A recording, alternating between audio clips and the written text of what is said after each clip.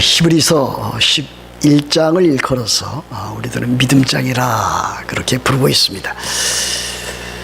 또 그리고 고린도전서 13장을 일컬어서 우리는 사랑장이라 부르고 있습니다. 또한 고린도전서 15장을 일컬어서 우리들은 부활장이라 이렇게 부르고 있습니다.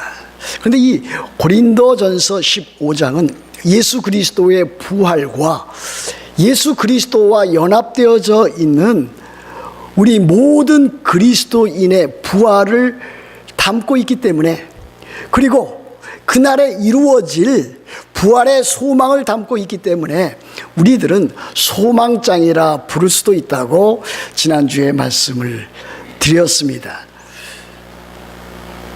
믿음, 사랑, 소망, 이 세 가지는 항상 있을 것이라 사도 바울이 고린도전서 13장 13절에서 우리들에게 보여주었습니다. 저는 오늘 고린도전서 15장 이 부활장, 소망장을 통해서 또다시 복음이란 무엇인가, 복음이 갖고 있는 그 정의와 복음에 따르는 그 의미, 그리고 우리들이 복음으로 말미암아 받는 그 놀라운 영적 은혜와 혜택에 대해서 여러분들에게 말씀드리기를 원합니다. 복음은 무엇입니까? 그 말 자체는 그리 어렵진 않습니다. 복된 소식이고 그것은 아름다운 소식입니다. 그러나 이 복음이라고 할 때에 그 복음은 하나님께서 행하신 일을 말합니다. 하나님께서 그리스도 예수 안에서 성령으로 말미암아 우리들에게 행하신 그 구원의 큰 일, 그것이 곧 복음입니다. 그러므로 복음은 우리들이 믿어야 할 바 그 내용을 우리들은 복음이라 이렇게 말할 수 있겠습니다. 하나님께서 죄인이었던 우리들에게 구원을 베풀어 주시기 위해서 행하신 일, 구원의 큰 일, 그 소식, 그것이 다름 아닌 복음입니다. 그럼 율법은 무엇입니까? 율법은 우리들이 행해야 할 바입니다. 우리들이 믿어야 될 것은 복음이요, 우리들이 행해야 될 것은 율법입니다. 그래서 우리들은 복음을 믿고 복음에 합당한 삶, 그 말씀대로 살아가는 그와 같은 것들을 우리들이 해 나갑니다.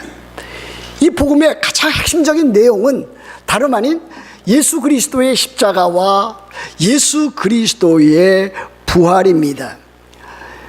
예수 그리스도께서는 십자가의 죽으심을 통해서, 피 흘려 죽으심을 통해서 우리의 모든 죄를 사하여 주셨습니다. 예수 그리스도께서는 그의 부활을 통해서 우리들에게 새 생명, 부활 생명을 주셨습니다. 우리들이 그와 같은 복음을 바르게 알고, 바르게 믿고, 바르게 지키고 그 말씀대로 살아간다면 우리들은 구원받은 자로서의 삶을 살아간다, 그렇게 말을 할 수가 있겠습니다. 여러분, 오늘 이 3절 말씀에 보면 이와 같은 말씀이 있습니다. 내가 받은 것을 먼저 너희에게 전하였노니 이는 성경대로 그리스도께서 우리 죄를 위하여 죽으시고, 4절, 장사 지낸 바 되셨다가 성경대로 사흘 만에 다시 살아나사, 그랬습니다. 여기서 나라고 하는 것은 다름 아닌 사도 바울입니다. 사도 바울이 받았다 그랬습니다. 무엇을 전수받은 것입니까? 복음을 전수받았습니다. 언제 그가 복음을 전수받았습니까? 그가 교회를 핍박하기 위해서 다메섹, 다마스커스로 가는 도중에 한 정오에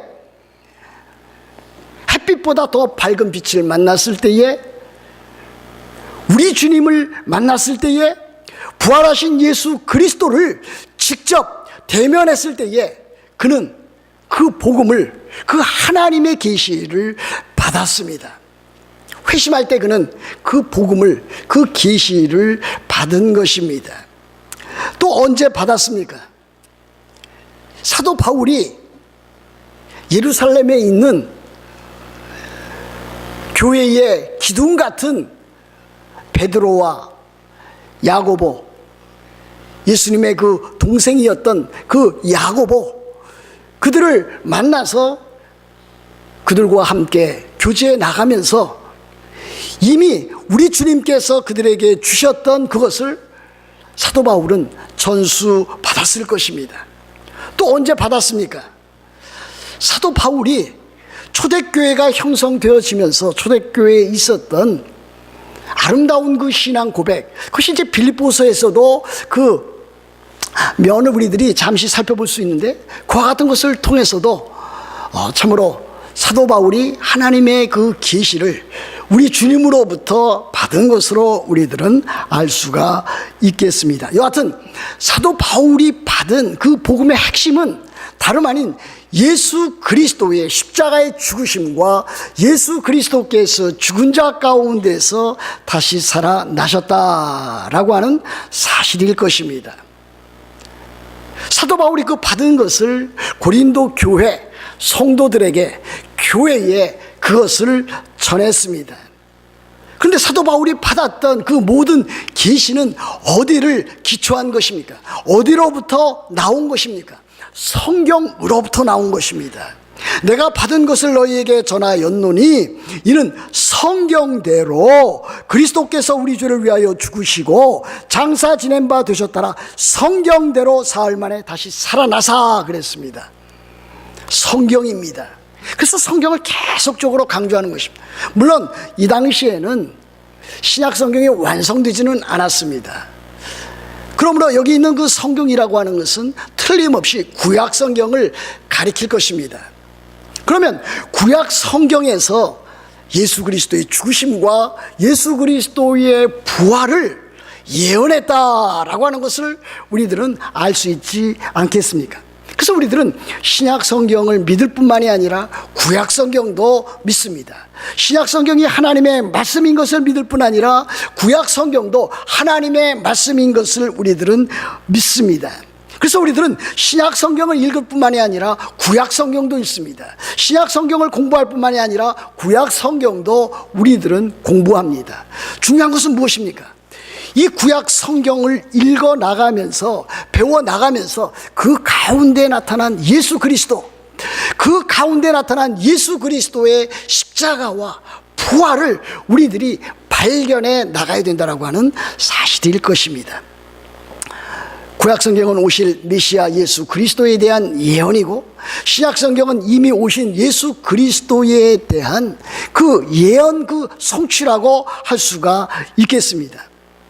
그러므로 우리들은 구약 성경을 읽어 나가면서 또 신약 성경을 읽어 나가면서 몇 장을 읽었다, 물론 그것도 안 읽는 사람보다는 매우 중요한 것입니다. 내가 오늘 성경 석 장을 읽었다, 5장을 읽었다, 금년에 내가 성경 1독을 완독했다, 매우 중요한 것입니다. 그러나 더 중요한 것은 그와 같은 성경을 통해서 하나님을 만나고 예수 그리스도를 만나고 예수 그리스도께서 주님이 되시고 구주가 되시고 하나님의 아들이 되신 것을 믿으면서 거기에 나타난 것을 발견해 나가고 있는가라고 하는 것이 더 중요한 것이 아니겠습니까? 구약 성경에도 예수 그리스도의 죽으심에 대해서 아주 잘 확연하게 가르쳐주는 본문들이 여러 있습니다. 가장 대표적인 것이 어떤 성경이겠습니까? 시편 아니겠습니까? 시편 가운데서도 시편 22편입니다.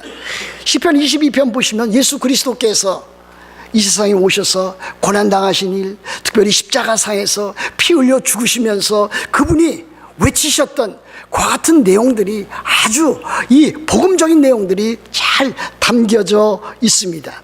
또 어떤 성경입니까? 이사야서 53장 아니겠습니까? 저는 오늘 예배 오기 전에 저 혼자 개인적인 묵상을 하면서 특별히 이사야서 53장 전장을 읽고 또 읽어보았습니다. 거기에 나타난 예수 그리스도의 그 고난, 예수 그리스도의 십자가상에서의 그 피 흘려 죽으심, 더 나아가서 거기에는 예수 그리스도의 부활에 대한 그 내용도 담겨져 있는 것을 또 한번 확인할 수가 있었습니다. 십자가의 죽으심뿐만이 아니라 예수 그리스도의 부활에 대해서도 구약 성경은 많은 곳에서 가르쳐주고 있습니다. 물론 십자가의 죽으심, 그분의 고난만큼 부활에 대한 많은 기사가 나타난 것은 아닙니다. 그럼에도 불구하고 구약 성경에 예수 그리스도의 부활에 대해서도 나타나 있습니다. 시편 110편, 시편 16편, 그리고 조금 전에 말씀드렸던 이사야서 53장 10절부터 12절 말씀, 그리고 욥기 19장 25절 26절 같은 그 같은 말씀을 통해서 예수 그리스도께서 죽은 자 가운데서 다시 살아나셔서 우리들에게 부활의 주가 되시고 영광의 주가 되신다라고 하는 것을 나타내 보여주고 있습니다. 저는 지금 여러분들에게 우리들의 신앙생활에서 가장 중요한 복음에 대해서 말씀드리고 있습니다. 복음의 핵심적인 내용이 예수 그리스도시요 예수 그리스도의 십자가의 죽음이라고 말씀드렸습니다. 그렇다면 예수 그리스도 그분께서 왜 죽으셨는가, 무엇을 위해서 죽으셨는가 하는 것이 참으로 우리들에게 있어서는 가장 중요한 내용이 아니겠습니까? 그런데 3절 보면 어떻게 되어 있습니까? 내가 받은 것을 먼저 너희에게 전하였는 이는 성경대로 그리스도께서 우리 죄를 위하여 죽으시고 그랬습니다. 예수 그리스도께서 죽으신 그 이유, 그와 같은 그 목적은 다름 아닌 우리 죄를 위하여 죽으셨다라고 하는 사실에 담겨져 있습니다. 예수 그리스도 2000년 전에 십자가에 못 박혀 돌아가셨습니다. 갈보리 언덕에서 피 흘려 죽으셨습니다. 이것은 모든 사람들이 믿는 것입니다. 안 믿는 사람도 믿습니다. 그렇지 않습니까? 마치 공자가, 마치 소크라테스가 이 지상에서 참으로 태어나서 그와 같은 자기 나름대로의 교훈을 그의 제자들에게 전파했듯이 예수 그리스도께서도 이 세상에 오셔서 베들레헴에서 태어나시고 갈릴리와 유대 지방에 그리고 예루살렘에서 복음을 전파했다고 하는 사실을 모든 사람이 믿는 것입니다. 그리고 십자가에 못 박혀 죽으셨다라고 하는 것을 그들이 믿습니다. 이것은 역사적인 사실입니다. 흔들릴 수 없는 역사적인 사실입니다. 그것을 부인하는 사람은 거의 없습니다. 아니, 전무하다고도 할 수가 있겠습니다. 그러나 중요한 것은 무엇입니까? 예수 그리스도께서 십자가에 못 박혀 죽으신 것이 누구를 위한 것인가, 무엇을 위한 것인가, 거기에서는 신자와 불신자 간에 아주 극단적인 첨예한 대립이 형성되는 것입니다. 불신자들은 예수 그리스도께서 십자가에 못 박혀 죽으셨다라고 하는 것이 우리 죄를 위한 것, 그리스도 예수 안에 있는 모든 신자들, 택한 자를 위해서 죽으셨다라고 하는 것을 도무지 그들은 믿지 아니할 뿐만이 아니라 믿을 수도 없습니다. 오직 믿는 사람만이, 그리스도 예수 안에서 구원받은 사람만이 바로 예수 그리스도께서 십자가에 못 박혀 죽으신 것은 우리 죄를 위한 것이다 라고 하는 것을 믿고 있다 하겠습니다.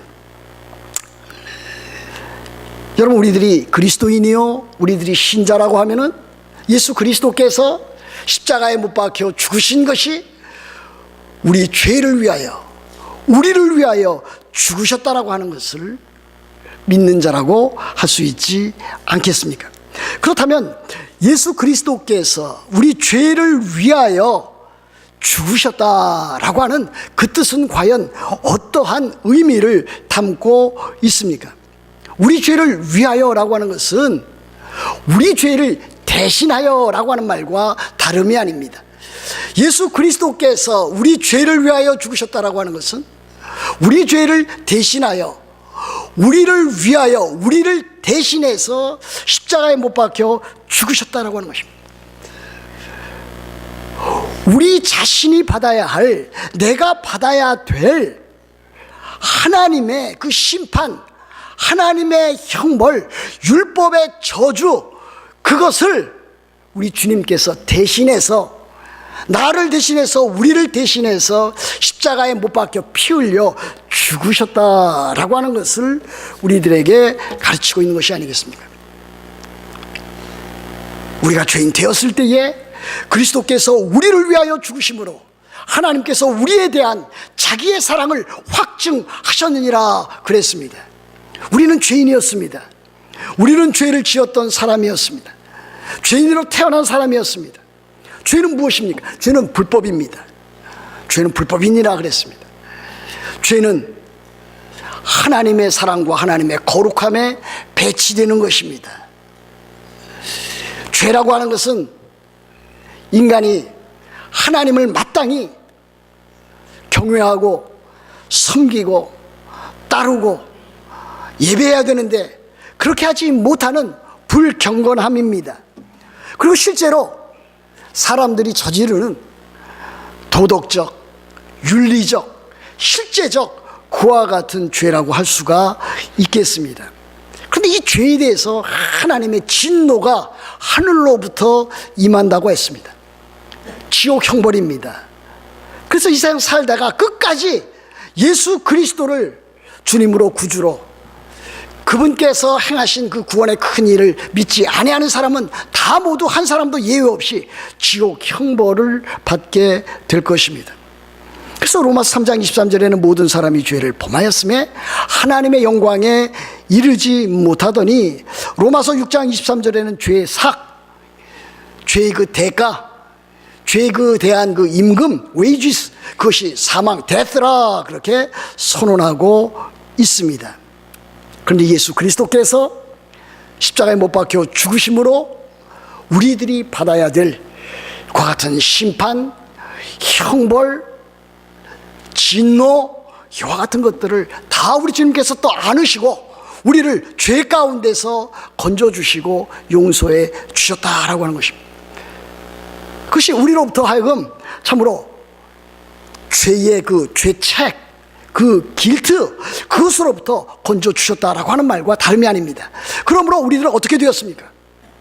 예수 그리스도의 십자가를 통해서 우리들은 이제는 죄로부터 건짐을 받아서 우리의 신분이 변화된 것입니다. 우리는 지난날에 어떠한 사람이었습니까? 세상 사람이었습니다. 더 노골적인 표현으로 마귀의 자식들이었습니다. 그러나 예수 그리스도의 십자가로 말미암아 우리들은 어떻게 되었습니까? 죄에 대한 그 죄책이 면죄되음으로 말미암아 우리들은 이제는 세상 사람 마귀의 자식이 아니라 하나님 나라의 백성, 하늘 나라의 백성, 하나님의 자녀가 된 것을 우리들은 알고 있습니다. 그렇게 해서 우리들은 참으로 옛사람이 변해서 새 사람이 되었고 우리들은 새로운 피조물이 되었다라고 하는 것을 우리들은 알 수가 있습니다. 이것이 바로 복음입니다. 예수 그리스도께서 십자가의 죽으심으로 말미암아 우리를 죄로부터 건져주셨는데 죄에 따르는 그 형벌, 심판으로부터 건져주셨다. 그래서 우리들의 신분이 변했다. 이것이 복음입니다. 그렇다면 또한 예수 그리스도께서 우리 죄를 위해서 죽으셨다고 하는 복음의 또 다른 내용은 무엇입니까? 하나님께서는 예수 그리스도의 십자가를 통해서 우리 그 죄의 형벌, 하나님의 그 심판, 율법의 저주로부터 건져내주셨을 뿐만이 아니라 우리들이 이 세상 살아갈 때에 겪어나가고 있는 죄의 그 부패함, 죄의 그 오염, 죄의 권세로부터도 우리를 건져주시고 계시다라고 하는 사실입니다. 우리가 신자지만, 우리가 그리스도인이지만 우리들은 이 세상에 살 때에 참으로 많은 죄로부터 영향을 받으면서 살아갑니다. 어떨 때 보면은 저 역시 이거 내가 참 죄의 권세 아래 있는 것이 아닌가, 그 정도로 심각한 상태에 이를 때도 있었습니다. 그렇지 않습니다. 우리가 죄에 연루되기도 하고 죄를 짓기도 하고 죄에 대해서 안타까운 그와 같은 현상 가운데 있지만은 우리들은 죄의 지배 아래 있지 않습니다. 죄의 권세 아래 있지 않습니다. 우리들은 은혜 안에 있고 은혜 아래 있고 또는 은혜 가운데 우리들이 있습니다. 우리들이 겪는 이와 같은 죄의 더러움과 부패함과 그 권세로부터 날마다 이겨나갈 수 있는 은혜 가운데서 믿음 가운데서 살 수 있는 그와 같은 자가 되었습니다. 이것도 역시 예수 그리스도의 십자가의 죽으심을 통해서 예수 그리스도께서 우리를 대신한 십자가의 죽으심을 통해서 우리들에게 임한 하나님의 크신 은혜라 아니할 수 없습니다. 여러분, 불신자는 어떠한 사람입니까? 불신자들은, 세상 사람들은 죄를 지을 수밖에 없는 사람들입니다. 그렇기 때문에 그들은 결국 어디로 가는 것입니까? 그들은 결국 영원한 지옥 형벌로 갈 수밖에 없습니다. 그러니까 우리 신자는 어떻습니까? 죄를 짓지만 죄를 짓지 아니할 수 있는 그와 같은 자들입니다. 여러분, 이거 잘 들으셔야 됩니다. 우리들은 늘상 실패만 하는 사람이 아닙니다. 실패할 수밖에 없는 그와 같은 자리에 떨어질 수밖에 없는 사람들은, 만약 우리들이 계속적으로 그 가운데 나간다면 우리들은 참으로 지옥 형벌로 갈 수밖에 없을 것입니다. 그러니까 우리들은 죄를 짓지만 죄를 짓지 아니할 수 있는 그와 같은 자들입니다. 어거스틴이 그것을 매우 크게 강조를 했습니다. 신자 가운데는 복음이 있고, 신자 가운데는 성령이 내주하고 계시고, 신자 가운데는 새 생명이 있고, 신자 가운데는 죄와 싸워서 승리할 수 있는 그와 같은 믿음의 그와 같은 도구가 있는 것을 우리들은 알 수 있습니다. 물론 죄라고 하는 것은 참으로 무섭습니다. 죄라고 하는 것은 우리들의 생각과 우리들의 말과 행실과 참으로 우리들의 삶의 영역에 곳곳이 참으로 들어있지 아니한 곳이 없습니다. 그래서 우리 그리스도인들도 어떡합니까? 우리들 그리스도인들도 종종 때에 따라서는 낙심하고, 또 심지어 좌절하고 외로워하고 다른 사람들과 갈등 관계를 가지고 미워하고 죄를 짓기도 하고 게으르기도 하고 방향 감각을 상실해서 어찌할 수 없는 그와 같은 형편에 이를 정도도 될 때가 있습니다. 또 여러 가지 사고라든지 질병을 만나면 그것으로 인해서 고통당하는 것도 사실입니다. 그러나 그럼에도 불구하고 우리 그리스도인들은 그와 같은 죄와 악의 상황 가운데서 우리들은 승리할 수 있는 사람들입니다. 예수 그리스도의 십자가와 그 십자가를 믿는 그 믿음을 통해서 우리들은 그와 같은 상황들을 이겨나갈 수가 있습니다. 이것이 예수 그리스도의 죽으심을 통해서 우리를 죄의 권세로부터, 죄의 더러움과 죄의 추함과 죄의 오염으로부터 건져주시는 구원의 큰 은혜라 아니할 수 없겠습니다. 이것이 복음, 예수 그리스도의 십자가의 죽으심을 통해서 우리들에게 주어지는 놀라운 하나님의 은혜입니다. 다음 주일은 우리들은 부활주일로 맞이하게 됩니다.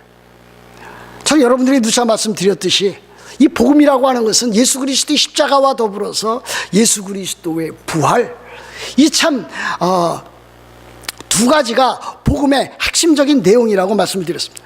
부활절만 되면 제가 그것을 놓지 않고 여러분들에게 말씀을 드립니다. 예도듭니다.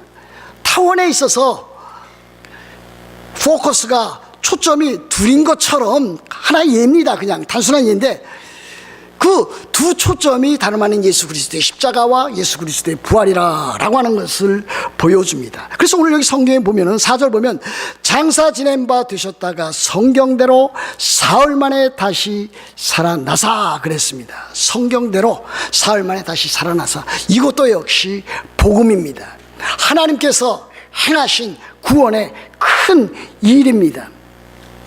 예수 그리스도께서 영단번에 우리 죄를 위해서 죽으셨습니다. 그러나 또 예수 그리스도께서는 죽은 자 가운데서 사흘 만에 다시 살아나시는 부활의 주가 되신 것을 우리들은 기억합니다. 하나님께서 예수 그리스도를 다시 살리셨습니다. 그래서 지금도 여전히 예수 그리스도는 살아 계십니다. Jesus Christ is risen and he is still alive. 예수 그리스도께서는 살아나셨고 지금도 여전히 살아 계십니다. 아니, 예수 그리스도는 영원토록 살아계시는 그와 같은 분이십니다.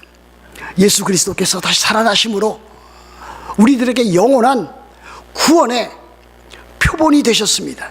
우리들은 예수 그리스도와 연합되어져서 예수 그리스도께 이루어진 그 일을 우리들은 따라갈 뿐입니다.